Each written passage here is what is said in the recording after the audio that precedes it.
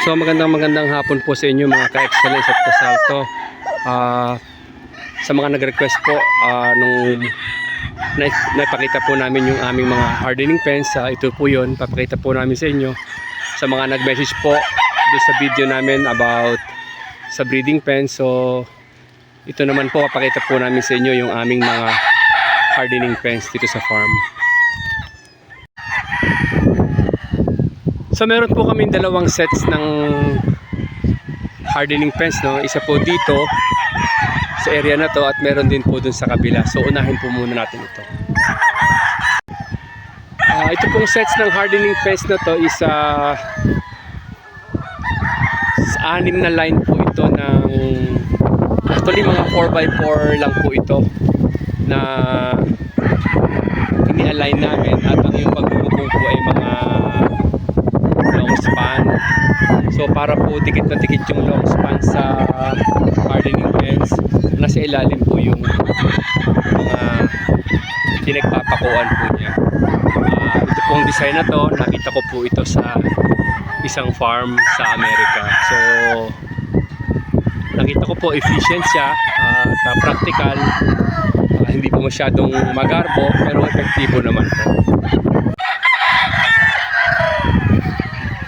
Yun pong roost nila is 2x2 po ito, no?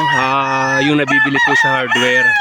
So nakaganyan po siya para po hindi po siya nalalaglag kapag po tumada po yung ating mga stags. So direkta po siya nakalagay sa lupa, at advantage po nito is may nakakain silang damo.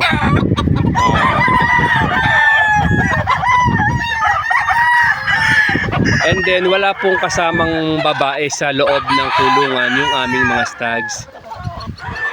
What we do is nilalagyan po namin ng babae na very close or malapit lang po sa kanilang mga kulungan.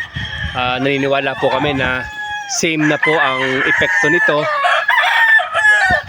kung isasama pa sila sa loob ng hardening pens. Napansin po namin kapag po kasama sa loob ng hardening pens yung mga babae,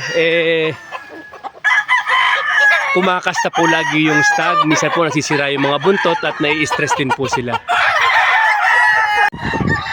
So dito po meron po uling babae malapit sa mga stags. So in that case po nagmamatured na rin po yung mga stags. Hindi po namin pinapatagal dito sa hardening pens ang mga stag. Usually kapag po naka 10 days to 14 days, matagal na po yun.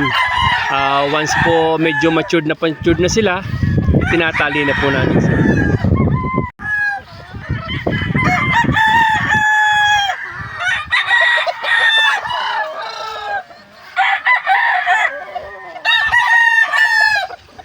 So multi-purpose holding pens po sila ng mga manok. Minsan po nagagamit din po sa mga bagong harvest na pullets.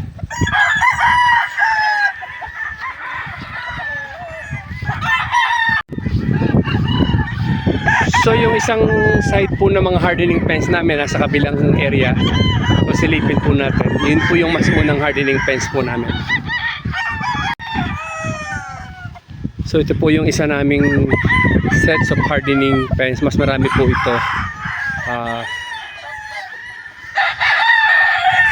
Kung mapansin nyo, ito naman po yung may mga puting ng semento. Actually ito po yung una naming design. Mas matibay po ito actually, at mas maganda tingnan. Ganoon din po ang principle ng bubong nito, long span, na nakapaku po or nakatali sa ibabaw ng 4x4.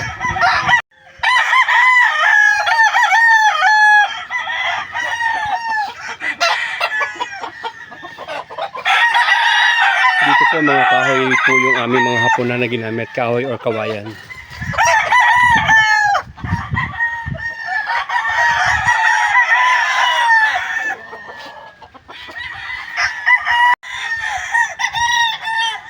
So, mga ka-excellence at kasabo, maraming pong salamat, no?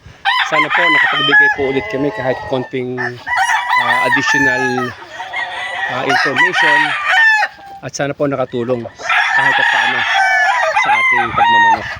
Maraming pong salamat at magandang hapon po ulit.